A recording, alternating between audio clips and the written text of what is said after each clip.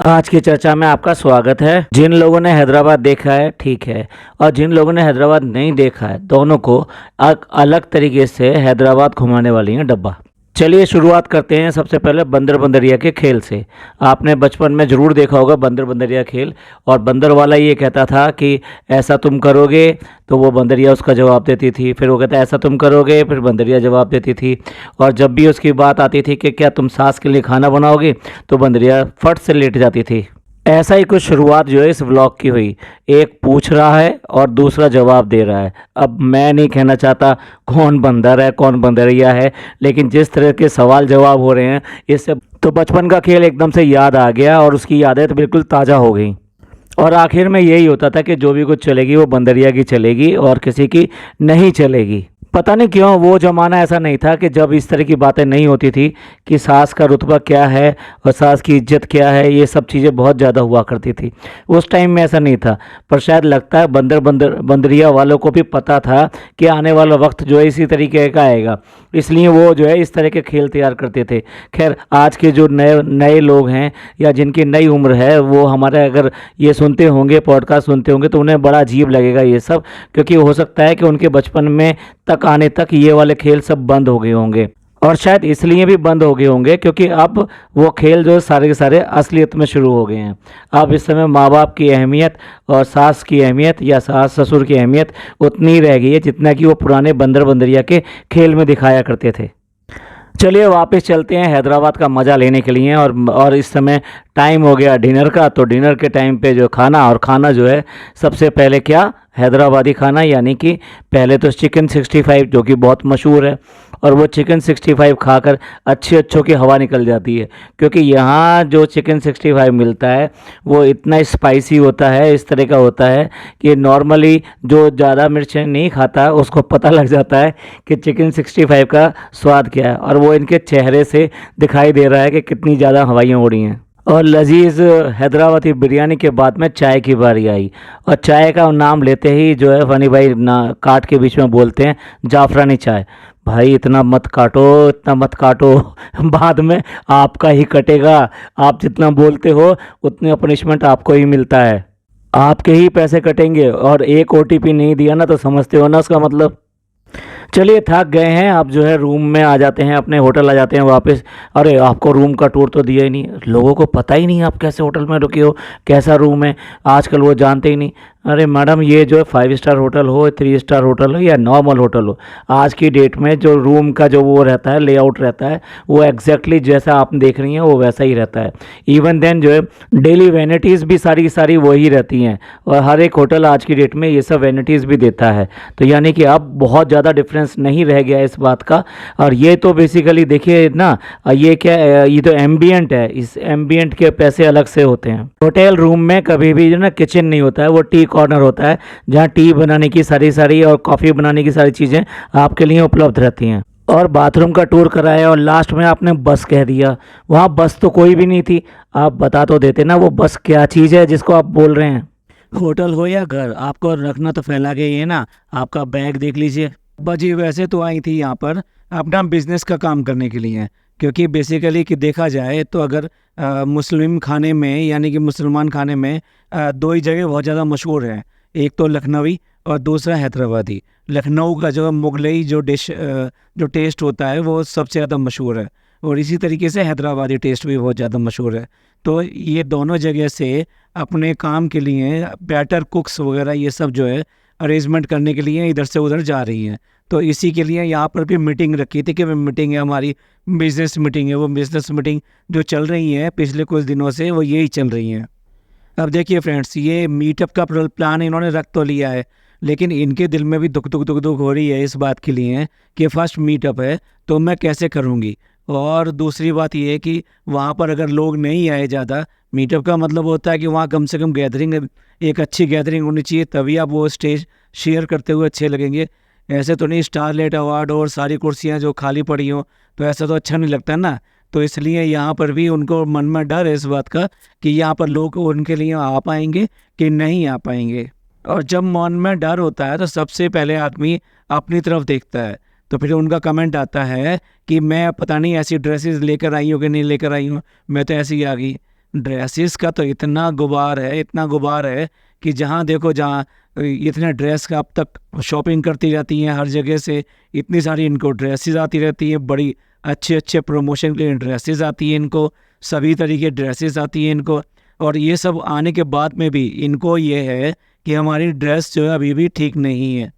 घर पे जितनी भी अलमारियाँ ये खोलती हैं अपनी, उसमें ऐसे लगता है कि जो सारी सारी ड्रेसेस हैं वो इस तरह से रखी रहती हैं कि वो बिल्कुल वो उल्टी कर रही होती हैं, यानी कि उबल के नीचे गिर रही होती हैं।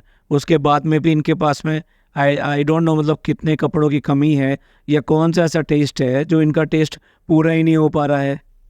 निजामों के शहर में आई है ना, तो इसलिए लगता है कि वो वहाँ के लिए बहुत ही अनड्रेस हैं। और आप कितनी बार देखते होंगे कि मुंबई में इन्होंने अबाया पहना या फिर जो है मौधा में इन्होंने अबाया पहना, लेकिन यहाँ क्योंकि आई हैं तो इसलिए यहाँ पर जो है क्योंकि इसी तरीके के इनकी जो ऑडियंस है ना वो सब मिलने वाली हैं, जो व्यूवर्स हैं वैसे ही मिलने वाले हैं, तो इसलिए यहाँ पे स्पेशल ड्रेसअप किया गया है। ये फ़नी की सिस्टर का सऊदी से गिफ्ट किया हुआ अबाया अब यहाँ पर काम आ रहा है और आज निकला है वो, और आज यहाँ पर पहना जाएगा।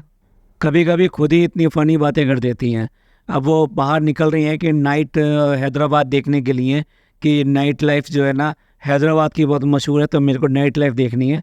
बाहर जाते हैं, 2 स्टैचू हैं, बच्चे के स्टैचू हैं, वो दोनों बच्चे जो है वहाँ पर एक बुक के साथ में पढ़ रहे हैं, तो उनके सर पे हाथ फेर के कहती हैं हाँ पढ़ो पढ़ो पढ़ो, कल आपका एग्ज़ाम है। मैडम कल तो आपका एग्ज़ाम है, आपका जो है मीट है जिसके लिए आपको बुखार हो रहा है, आपके गाल गर्म हो रहे हैं, आप तैयारी कीजिए उसकी। और हाँ, आपके घर में जो 2 बच्चे हैं, आप जो कह रहे हैं ना रात के तो हम राजा हैं, तो वो रात के राजा को आप लोग क्यों परेशान करते हैं उन दोनों बच्चों को? रात के राजा हैं, रात की रानी है, तो ठीक है आप रहिए ना।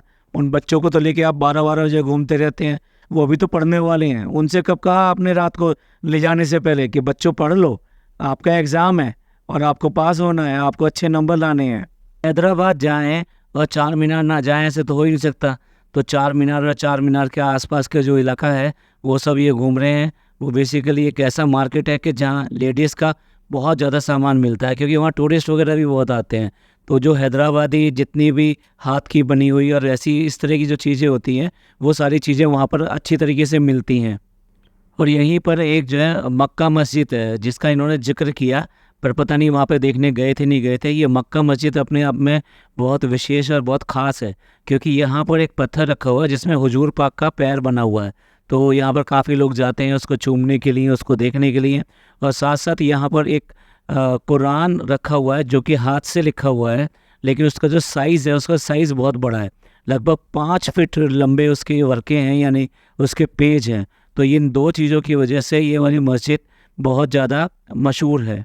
व्लॉग में कई बार जिक्र किया है कि फ़नी के जूतों का, जो कि जूतों का साइज़ शायद उनका सिलेक्शन सही नहीं हुआ है, तो उसकी वजह से वो कट कर रहे हैं और उसकी वजह से उसको बार बार चलने में प्रॉब्लम हो रही है। भाई मैडम आप तो अपने लिए सूटम सूट करती रहती हैं, जहाँ चाहें वहाँ अपनी शॉपिंग करती रहती हैं और आप ही दिलाती हैं उसको, तो क्यों ना एक नए शूज़ दिला दिए होते।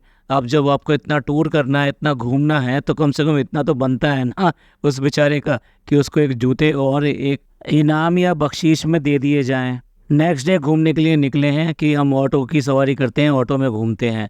भाई ऑटो में घूमते हैं वो बेसिकली क्या है, वो भी दिखाने के लिए है कि देखिए हम डाउन टू द अर्थ हैं। तो अब देखिए ऑटो में जा रहे हैं हम, और हाँ ऑटो वाला तो शायद जानता नहीं होगा कि ये जो जनाब और ये मैडम जो है ये दोनों के दोनों कौन हैं, और उनसे जो चार्ज लिया और उसने 100 रुपीज़ के हिसाब से चार्ज लिया कि मिनिमम चार्ज यहाँ पर 100 रुपीज़ है, जबकि मुंबई में ये कहा जाता है कि वो 23 रुपीज़ है मिनिमम चार्जेस जो फेयर है ऑटो का।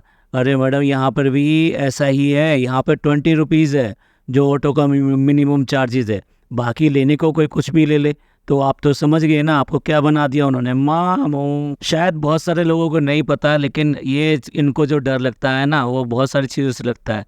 उनमें से एक डर ये भी है कि एस्केलेटर पर चलना अपने आप में इनके लिए प्रॉब्लम है, एस्केलेटर से इन्हें डर लगता है। वो भी चीज़ इस ब्लॉग में एटलीस्ट सामने आ रही है, वो पूरी तरह से खुलकर नहीं दिखाई है। वो डर रही है कि नहीं कुछ नहीं है, कुछ नहीं, मैं नहीं डरती, लेकिन फिर भी वो डर के वहाँ पर गई है। अब सबके सामने जो है फ़नी ने बोल दिया इसी बात को, तो इस बात का गुस्सा है कि आप जो बेइज्जती कराते हैं हर जगह जाकर।